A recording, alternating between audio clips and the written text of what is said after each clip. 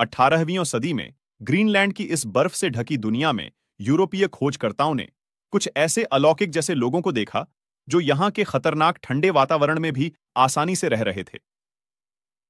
उनके जीवित रहने का राज एक रहस्यमयी पहाड़ था जो पूरी तरह लोहे से बना था, और उनके मुताबिक यह लोहे का पहाड़ साल 1980 में आसमान से जमीन पर गिरा था। एरिक द रेड नाम के एक खोजकर्ता जो आइसलैंड में रहा करते थे ने अपनी यात्रा के दौरान आर्कटिक सर्कल में मौजूद एक बहुत बड़े भूभाग की खोज की, जिसे उन्होंने ग्रीनलैंड नाम दिया। ग्रीनलैंड दुनिया की सबसे खतरनाक जगहों में से एक था, जो कई किलोमीटर मोटी बर्फ की चादर से ढका हुआ था, जहां का तापमान बेहद ठंडा था और आम इंसानों का वहां रहना बेहद मुश्किल था। लेकिन इसके बावजूद खोजकर्ता ने यहां कुछ ऐसे लोगों को देखा जो ग्रीनलैंड के हाड़ जमा देने वाले तापमान में भी आसानी से रह पा रहे थे।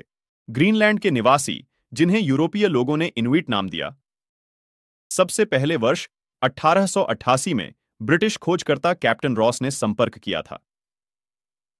उन्होंने देखा कि इनुइट लोग शिकार के लिए खास तरह के चाकू और भालों का इस्तेमाल कर रहे थे, जिनके अग्रभाग पर लोहे जैसी धातु लगी हुई थी। शुरुआत में कैप्टन रॉस ने सोचा कि हो सकता है कि इनुइट लोगों को यह धातु किसी लावारिस जहाज में मिली हो, लेकिन वह गलत थे, क्योंकि एक स्थानीय इनुइट ने कैप्टन रॉस को बताया था कि उसे यह लोहे के टुकड़े ग्रीनलैंड के एक पहाड़ से मिले हैं। वह पहाड़ जो पूरी तरह से लोहे से बना हुआ है, और इनुइट लोग सैकड़ों सालों से इसके टुकड़ों को तोड़कर शिकार के हथियार बनाते आ रहे हैं।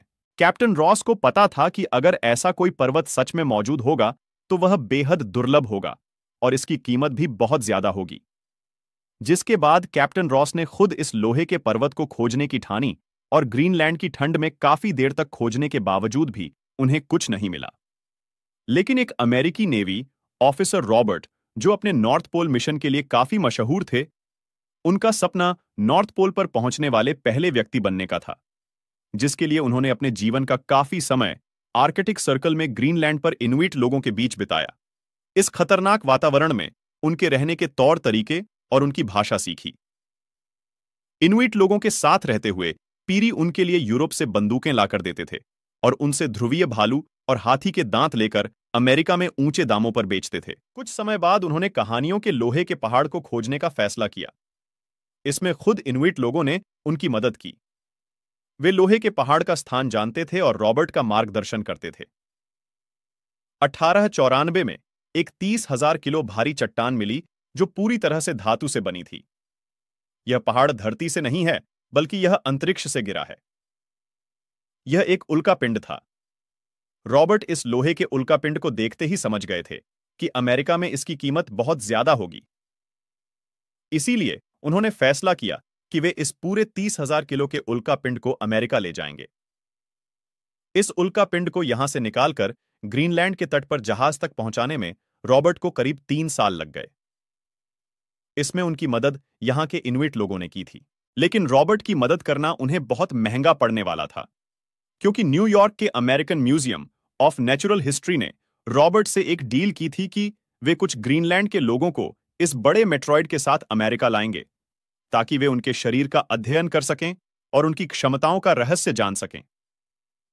रॉबर्ट पीरी के पास न केवल मेट्रॉइड था, बल्कि उन्होंने म्यूजियम को अपने साथ 6 ग्रीनलैंड इनुइट लोगों को ले जाने के लिए भी राजी कर लिया, जिनके नाम थे क्वस सुक और उनका 7 साल का बेटा मिनिक उइसाकासाक, एक शिकारी नुक्ता, और उनकी पत्नी नी अटाना और उनकी बेटी ए व्याकैयारी।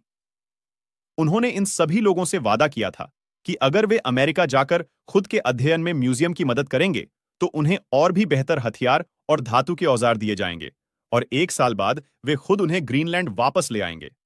रॉबर्ट ने इस उल्कापिंड को $40,000 में American museum of natural history को बेच दिया, और इन 6 इनुइट लोगों को उसी म्यूजियम को सौंप दिया और उत्तरी ध्रुव की अपनी खोज में वापस चला गया। दुनिया के सबसे ठंडे तापमान में रहने वाले इनुइट लोगों का अध्ययन करने के लिए American museum of natural history ने उन्हें न्यूयॉर्क के गर्म तहखाने में रहने के लिए मजबूर किया, जहां वे जल्द ही गंदगी और गर्म वातावरण के संपर्क में आने के कारण बीमार पड़ने लगे। मिनिक के पिता कुइसुक पहले इनु थे, जो अमेरिका में इन बीमारियों और गर्म वातावरण से मरने वाले पहले इनु थे। अब सिर्फ न्यूयॉर्क में इनमें से सिर्फ मिनिक ही बचा था, जिसे बताया गया था कि उसके पिता और उसके साथ यहां आए उसके दूसरे साथियों की मौत के बाद उनके शवों को म्यूजियम ने अंतिम संस्कार करते समय जमीन में दफना दिया था। लेकिन असल में यह भी म्यूजियम का एक बड़ा झूठ था, क्योंकि बाद में पता चला कि म्यूजियम ने मिनिक के पिता और बाकी सभी यूनिट मेंबर्स के शवों को अध्ययन के लिए म्यूजियम में रखा था। अब इस समय मिनिक बहुत छोटा था। उसे म्यूजियम ने एक परिवार को दे दिया जहां उसका नाम विलियम वैलेस रखा गया। उसे अपने असली परिवार के बारे में पता चला। उसे पता चला कि उसके पिता का कंकाल आज भी म्यूजियम के पास है, जिसका विज्ञान के नाम पर आज भी अध्ययन किया जा रहा है।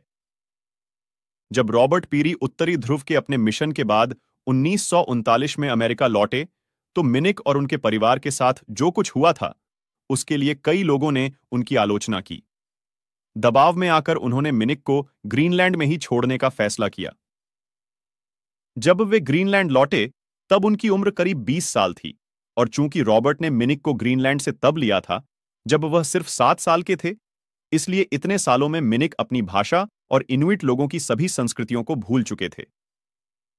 इसलिए उन्होंने अपनी भाषा और संस्कृति को फिर से सीखा और 1939 में अमेरिका लौटने का फैसला किया, ताकि वे अपने पिता के शव को फिर से खोजने की कोशिश कर सकें।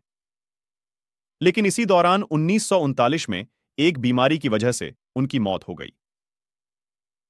मिनिक की मौत के बाद केन हार्पर, जो मिनिक की कहानी से बेहद प्रभावित हुए थे, उन्होंने मिनिक के जीवन पर 1939 में एक किताब लिखी। 1986 में उन्होंने एक मशहूर किताब लिखी, give me my father's body, जो काफी मशहूर हुई, और साल 1993 में अमेरिका नेचुरल हिस्ट्री म्यूजियम ने दबाव में आकर अपनी गलती स्वीकार करते हुए मिनिक के पिता समेत सभी इनुइट लोगों के शव ग्रीनलैंड सरकार को वापस कर दिए। आज भी अमेरिकी म्यूजियम में वो लोहे का उल्कापिंड केप यॉर्क उल्कापिंड के नाम से प्रदर्शित है। इसके सामने आपको रॉबर्ट पीरी की बड़ी तस्वीर मिलेगी, जिन्होंने इसे खोजा और इस उल्कापिंड को यहां लाने की उनकी कहानी